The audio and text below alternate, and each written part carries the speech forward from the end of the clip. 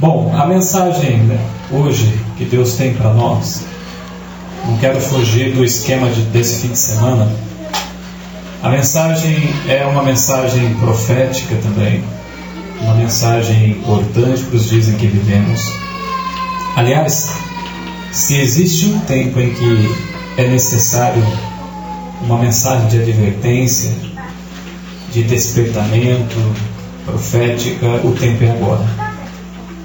Não dá mais para brincar com a verdade. Não dá mais para brincar com a mensagem de Deus e com a palavra de Deus. Não dá. Chega de historinhas, chega de rodeios, chega de mensagens leves com água, açúcar. E eu falo isso para mim, por mim. Eu preciso. Se a salvação eterna para mim é a coisa mais importante da minha vida, então eu preciso de mensagens que me preparem para esta vida eterna. Se Jesus é a pessoa mais importante para a minha vida, eu preciso ouvir mensagens que me aproximem mais dele, de maneira que realmente esse relacionamento construído traga edificação e preparação. E antes de ler o texto do capítulo 18, faremos uma breve oração. Senhor, neste momento solene em que abrimos a Tua Palavra, nós buscamos em Ti sabedoria, tanto para aquele que está falando quanto para aqueles que estão ouvindo, e a iluminação, o poder do Teu Espírito, para que esta mensagem na qual vamos extrair a Tua Palavra, ela venha de encontro àquilo que precisamos para estarmos preparados. Não podemos correr o risco de sair daqui da mesma forma como entramos, mas para sairmos daqui transformados, é necessário que o Senhor nos ilumine a mente e o coração com a Tua Palavra. Por nós mesmos não podemos enxergá-la, por nós mesmos não podemos ter sabedoria para entender o que o Senhor quer de nós. E é por isso que buscamos o poder do céu, sabedoria do céu e a presença do Teu Espírito. Por Jesus é que suplicamos. Amém. Capítulo 18 e o verso 1 diz assim: Depois destas coisas, vi descer do céu outro anjo. Um anjo que tinha grande autoridade, e a terra se iluminou com a sua. Tem alguma versão diferente? Leia para nós, alto. Passados esses acontecimentos, vi descer do céu outro anjo que possuía grande autoridade, e a terra se iluminou com seu esplendor. Outra versão lá, diferente. Depois disso, vi outro anjo descendo do céu. Ele tinha um grande poder, e o seu brilho iluminava toda a terra. Isto. Este anjo ele surgiu no cenário profético. E João relatou com estas palavras: que este anjo surgiu com um grande poder. Em outras versões, grande autoridade. E este poder, esta grande autoridade, iluminou a terra toda com a sua glória. Em outras palavras, com a glória de Deus. O cenário aqui ele apresenta este anjo de uma maneira muito significativa, porque este anjo surge para dar um checkmate na situação. Este anjo ele surge para definir a situação.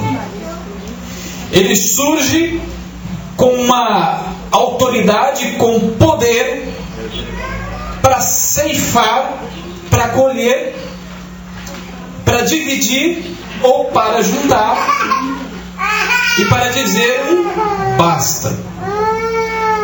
Mas para a gente entender este versículo 1 do capítulo 18, vamos fazer uma pequena viagem na mensagem dos 3 anjos, pois entendendo a mensagem dos 3 anjos é que vamos compreender um pouco do significado desta autoridade, deste poder e desta luz que iluminou a terra toda.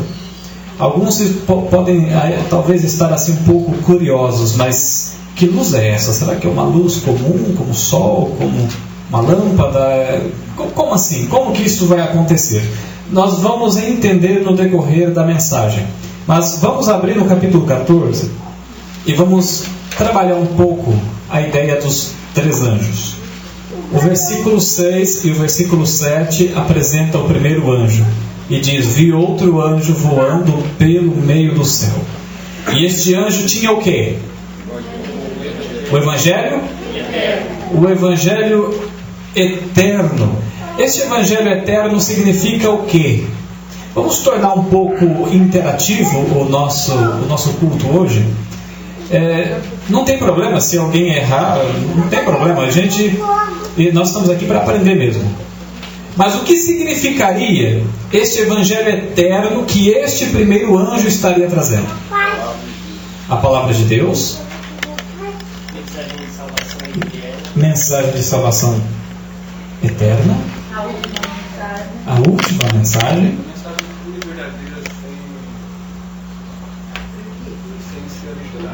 uma mensagem pura, verdadeira, sem adultério, as boas novas. Veja bem, quando é que este anjo começou a divulgar este Evangelho eterno? Dentro deste contexto profético, em que período este anjo se levantou? 1844. Antes de 1844. Depois de 1844.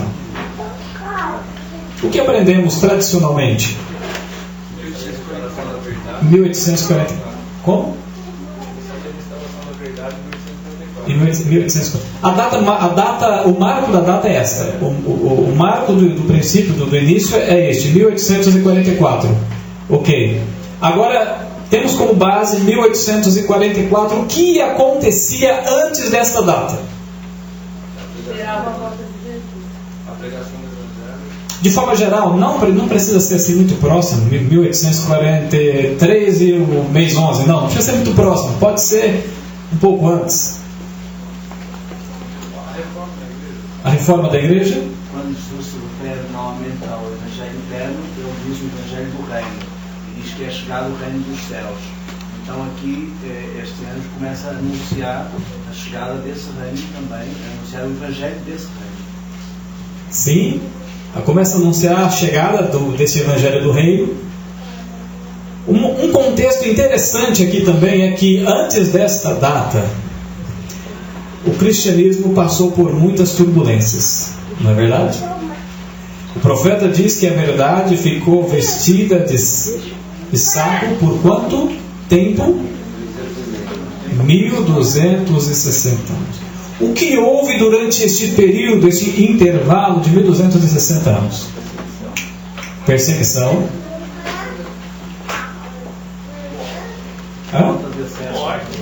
Falta de acesso à verdade. Trevas espirituais. Abandono à verdade. A verdade foi pisada por terra. Foi deitada por terra. Olha que contexto interessante. No momento a verdade ela estava ofuscada, perdida, ou melhor dizendo, adulterada. É como se ela estivesse sendo ocultada, impedida de ser apresentada, como vocês mesmos colocaram. Agora em 1844 a história muda. E o anjo surge no cenário aqui trazendo um evangelho que durante algum tempo atrás estava sendo impedido de ser levado às pessoas. Um contraste entre um evangelho sem eternidade, ou um evangelho sem força, um evangelho sem verdade, um evangelho mal passado, cru, um evangelho sem vida, um evangelho de mentiras, um evangelho humano, ou de tradições humanas. Um evangelho que substituía o verdadeiro evangelho, um evangelho falso neste caso. E agora, em 1844, parece até um paradoxo isso, né? Em 1844, de repente, entra em cena o verdadeiro evangelho, sem adultério, um evangelho que veio de um período negro, morto até, mas agora ressuscitado. E é interessante estudar essa data, meus queridos, é que ainda em 1844, a verdade começou ali a se levantar, não é? Na sua força, etc. Mas é interessante que naquele princípio, a partir de 1844, muitas verdades começaram a surgir assim e serem reveladas. Mas antes desse evangelho se levantar, Deus precisou fazer uma outra coisa. Deus levantou reformadores em várias partes do continente europeu. E sabe por quê? Alguns acham maçante começar a leitura ali do livro Grande Conflito. E várias pessoas já comentaram comigo: eu comecei a ler o livro Grande Conflito, mas são histórias, são coisas muito maçantes, e eu não entendo por que daquelas histórias todas lá quando fala do Evangelho na França, na Inglaterra, na Alemanha, na Boêmia. Mas vocês nem imaginam o significado profundo que tem aquele fato histórico, aquele acontecimento. Porque a Igreja Romana, ela tinha, antes de 1798, domínio absoluto sobre aquele continente, ou sobre o mundo.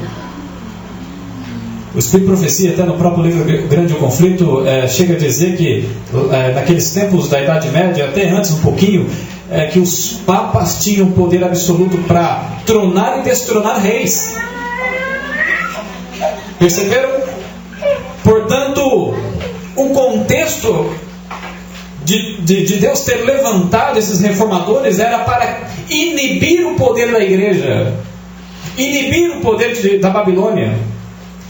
A verdade só podia ser levantada num tempo específico, quando este poder absoluto fosse rebaixado. Por exemplo, quando foi o período máximo ali das cruzadas e da Inquisição? Em torno de 1500, 1600, não é? Que houve as Inquisições, houve as cruzadas religiosas. Naquele período, dentro daquele período, imaginem Deus levantando a igreja remanescente ali.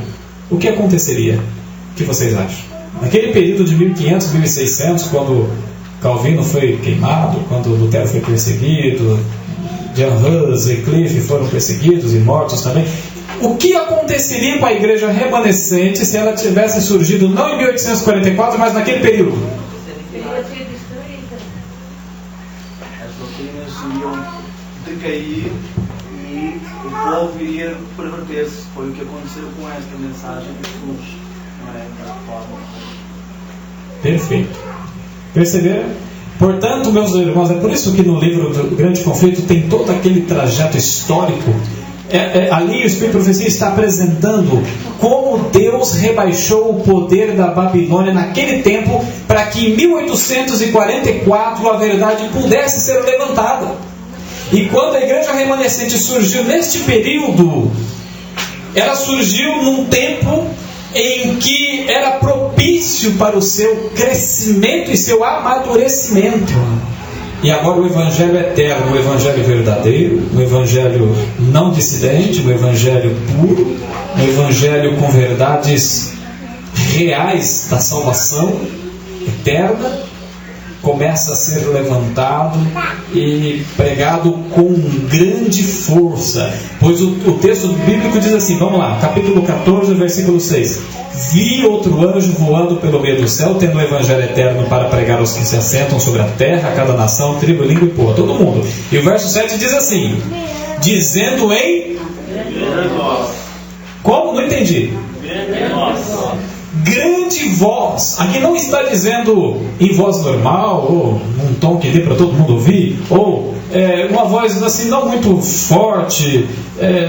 Eu vou usar uma outra tradução, dizendo com grande poder, ou com grande autoridade, e dizendo com grande poder, com grande voz, o que? Temei a Deus e dai-lhe, pois é chegada a hora.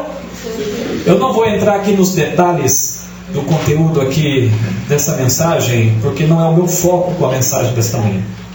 Mas o que eu quero dizer é que aqui na mensagem do primeiro anjo, este anjo se levantou com uma mensagem cheia de poder. Agora, o que seria uma mensagem de grande poder para vocês? Vamos lá, novamente, de maneira interativa. O que seria uma mensagem cheia de poder? Ou com grande voz, com grande autoridade? Uma mensagem com zelo fervente. Oi? Uma mensagem com zelo fervente. Uma mensagem com zelo fervente. Uma mensagem que efetua mudanças na vida. Uma mensagem que efetua mudanças na vida. Com o poder do Espírito Santo. Uma mensagem que mexe com as pessoas. Para que cada um possa tomar essa decisão. E aí, que mais? Grande autoridade. Dedicação. Quando diz com grande voz, dá a impressão também de ser... todos possam ouvir. Para que todos possam. Isso é interessante, vamos entender isso já já. Por que poderia ser interessante? Tiago White, Uri Smith e outros. Eram 35 pessoas que vieram de diferentes lugares, com 35 opiniões diferentes, mas ao estudarem com jejum, com oração, e noites e noites e noites e noites estudando, mesmo tendo 35 opiniões diferentes, eles chegaram à conclusão definida, definitiva, certeira. Esta é a verdade, descobrir. E agora surge uma nova emoção, uma nova alegria, um novo êxtase por estar descobrindo as verdades. Este é um dos motivos deste evangelho eterno. Além de ser eterno, puro, completo, é um dos motivos dele ser pregado com grande voz. É o motivo deles terem ficado tão felizes, estarrecidos, por estarem descobrindo a verdade bíblica. Sabe quando você dá estudo para uma pessoa, ela não fica feliz quando descobre a verdade? Aquela sincera, não fica feliz? Inclusive chamamos que ali ela está entrando no primeiro amor. Mas o que eu quero dizer é que no primeiro amor a gente faz loucuras pelo Evangelho, né? Muita gente faz loucuras pelo mundo, por que não fazer loucuras pelo Evangelho? Portanto, o Evangelho ele é pregado com força, com poder, porque também naquela circunstância, dentro daquele contexto, a mensagem que estava sendo descoberta era a mensagem verdadeira. E para completar ainda, houve a manifestação do dom profético nesse período. E Satanás, é claro, criou muitas contrafações nesse período também. Mas Deus levantou o seu mensageiro naqueles tempos com uma mensagem específica para aquele tempo. E aquele povo, revestido do Espírito Santo, com as verdades em mãos que antes não eram conhecidas, agora começam a proclamar com poder e com força vindo do Espírito Santo. E aquela chuva era temporânea, não era ceruja não. Mas entramos num período em que com o tempo a mensagem começou a perder o poder e perder a sua força. Sabe por quê? Olha a mensagem do segundo anjo. Seguiu-se outro anjo, segundo, dizendo: caiu a grande Babilônia, que tem dado a beber a todas as nações do vinho da fúria da sua prostituição. E cadê a grande voz? Cadê o grande poder? Perceberam? A primeira mensagem foi proclamada com grande voz, com grande poder. um evangelho claro, cristalino, puro. Não só proclamava a verdade da redenção, da salvação, que foi ofuscada por tanto tempo, mas uma verdade de santificação, uma verdade de mudança de hábitos, uma verdade de mudança de ideias, de rumos, de direções. Uma verdade que prepara o indivíduo para morar num céu santo, pois a mensagem de Deus é que nós vivemos diante dele, que é um Deus santo, que solenemente diz por todas essas gerações: conheço as tuas obras. E por conhecer as nossas obras, é importante que nós comecemos a mudar estas obras para obras que nos habilita e nos prepara para o céu. A salvação não é pelas obras, nunca foi pelas obras, porém, sem elas, eu não entro no céu.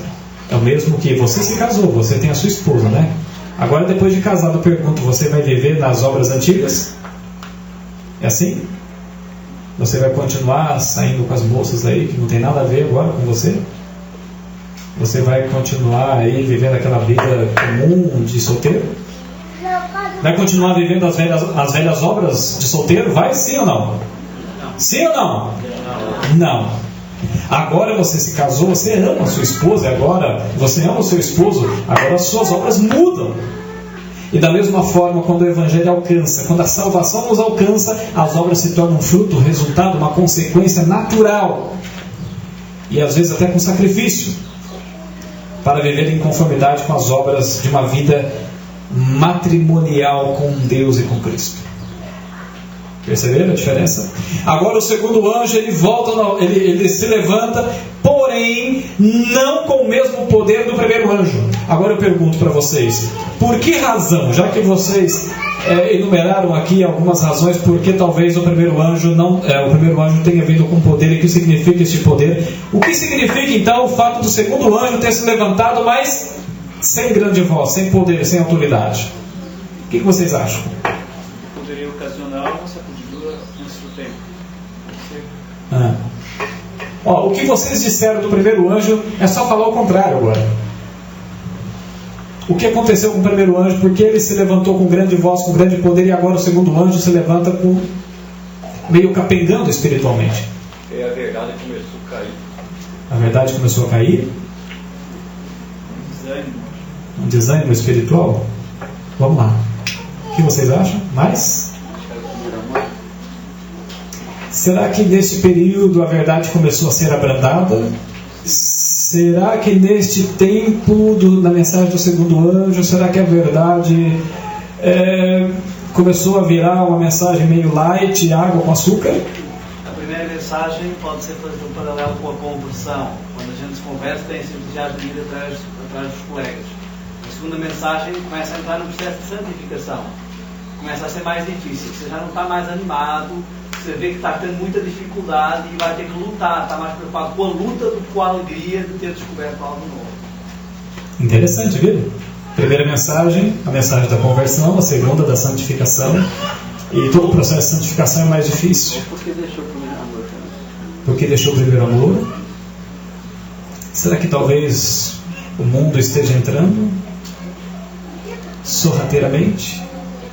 E quando se diz o mundo entrou para a igreja, não quer dizer dentro das paredes da igreja, pode até significar isso também em algumas situações, mas quando se diz o mundo entrou para dentro da igreja, na vida daqueles que se dizem cristãos, os que são chamados de professos cristãos. Não, a realidade é que a mensagem desse segundo anjo é uma acusação direta à Babilônia. Então, quem sabe eles sentiram medo, a mensagem foi amenizada e ficou sem efeito. Ah, certo. Então a mensagem talvez tenha sido amenizada por ser uma acusação direta, né? Caiu a Babilônia, então há um inibimento aí no poder da mensagem, na força da mensagem, na autoridade da mensagem. O que mais poderia ser, meus irmãos? Um comodismo. Um comodismo, olha só, um comodismo. Porque o primeiro anjo veio com poder, levantou-se com poder, o segundo não levantou-se com poder, com grande voz. E por que agora o terceiro anjo se levanta com grande voz novamente? Porque o terceiro anjo seguiu-se a esse outro anjo terceiro, dizendo em grande voz: se alguém adora a besta e a sua imagem, e recebe a sua marca na fronte ou sobre a mão, também esse beberá do preparado sem mistura do cálice da sua.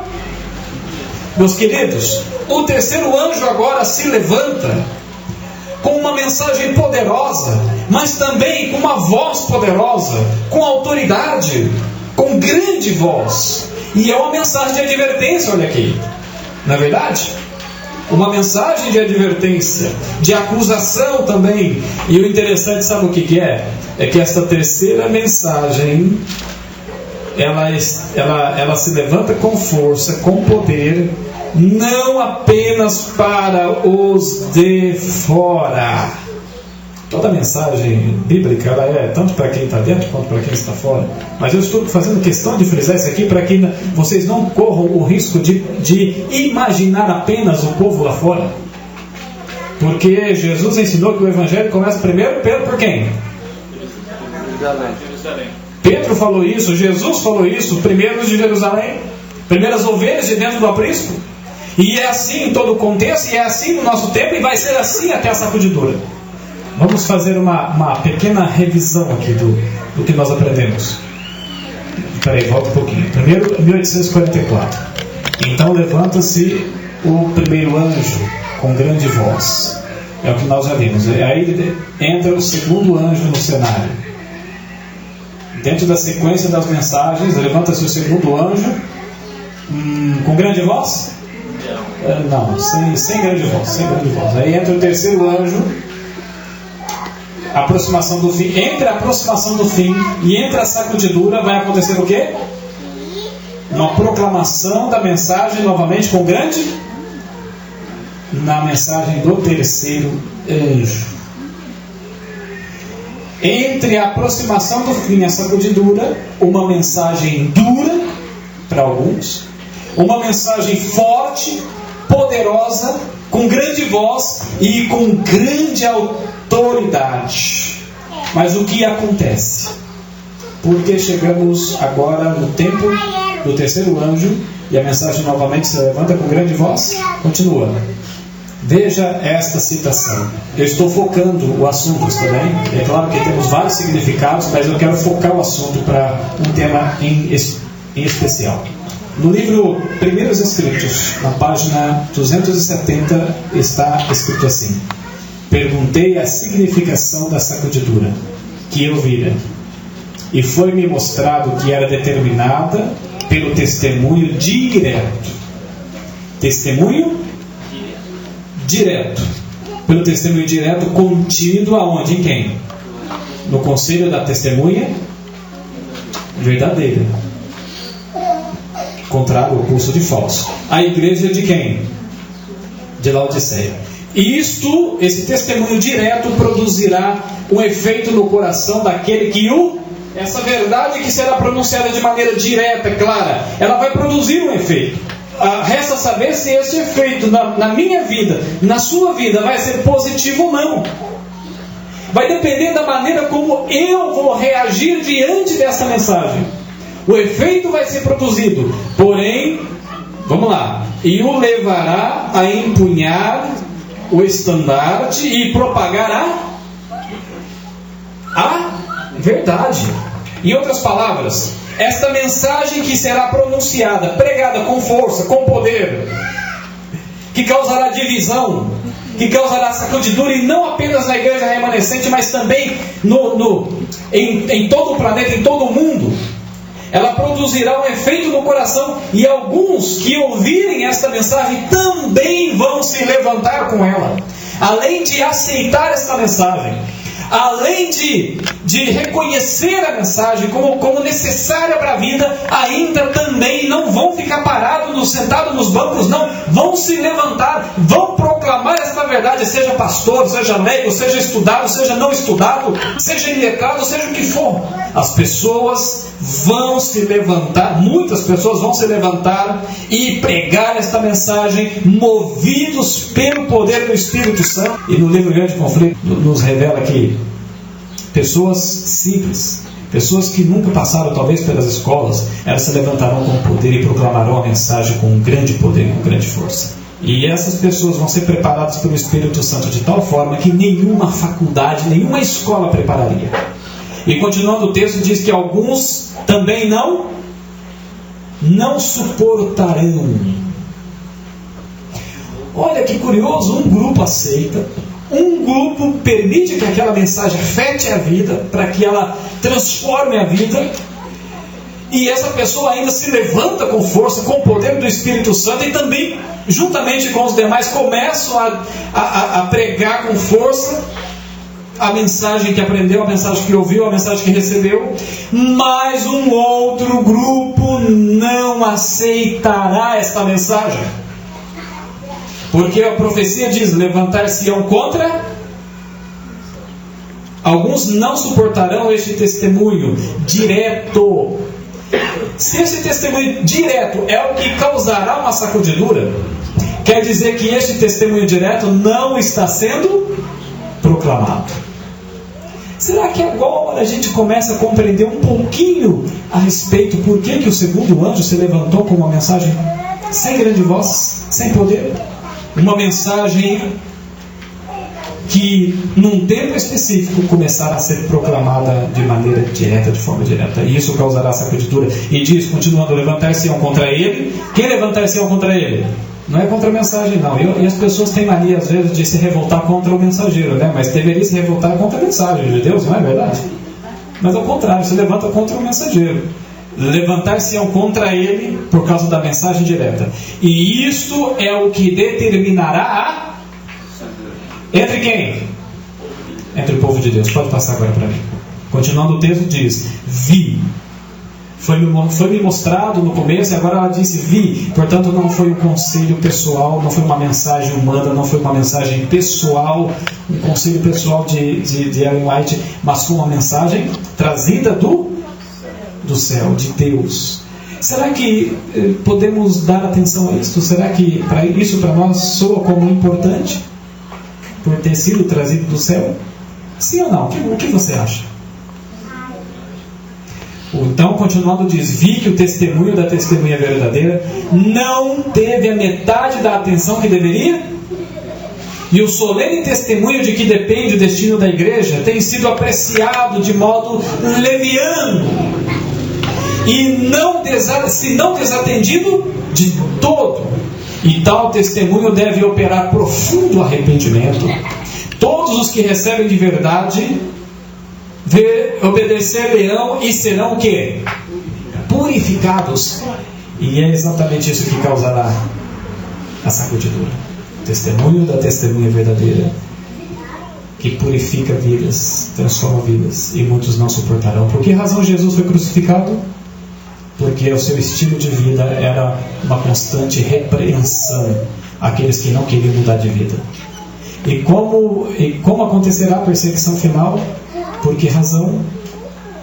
Porque muitos na igreja, até mesmo na igreja remanescente, se levantarão contra e perseguirão aqueles que trazem a mensagem, porque a sua mensagem e o seu estilo de vida são uma constante repreensão para esses que não querem mudança de vida. Pode passar para mim.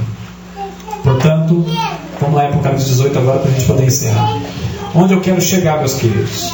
Você acha que há coisas na sua vida que precisam mudar? Você acha que vai ir para o céu com o pecado acariciado? Você acha que vai para o céu assistindo novelas? O que você acha? Você acha que vai para o céu continuando com o mesmo estilo de vida na alimentação, aquele estilo antigo, como os do mundo? Você acha que vai para o céu continuar frequentando aqueles lugares indevidos que não deve frequentar, ouvindo as músicas indevidas que não se deve ouvir? Você acha que vai para o céu ficando 8, 10, 15 horas de frente à televisão todos os dias, assistindo coisas indevidas que não fazem parte dos princípios de um religioso, de um cristão? Tem pessoas que acham que vão chegar no céu e vão dar um pulo lá no lago da água da vida, e vão viajar, fazer excursões pelos mundos, aí conhecer as maravilhas de Deus, e ir lá no fruto da água da vida experimentar, que delícia, gostoso. e depois chegar em Jesus e dizer assim: Senhor, eu gostei de tudo, foi maravilhoso, eu gostei, aquele lago, que delícia, que água fresca, eu gostei muito, olha, conheci os mundos por aí afora, ó, que delícia aquele fruto da árvore da vida, muito bom, meu docinho. Mas me diga uma coisa, que hora que vai ser a novela das 7? E tem pessoas que acham que continuando na mesma vida vão chegar um dia, no dia da volta de Jesus, e acham que vão chegar para Jesus e dizer assim: Senhor, que isso, meu? Senhor, deixa eu passar aí, deixa eu ser salvo, deixa eu passar para o outro lado, eu sou a coisa mais linda que o Senhor tem. Ele se lembra? Ele acha que Jesus vai dizer para ele, vai dizer assim: você tem razão, você sabe que eu tenho um coração mole, né? Vai, pula para cá. Meus queridos, Deus quer nos salvar, mas Ele não vai forçar ninguém a alcançar a salvação.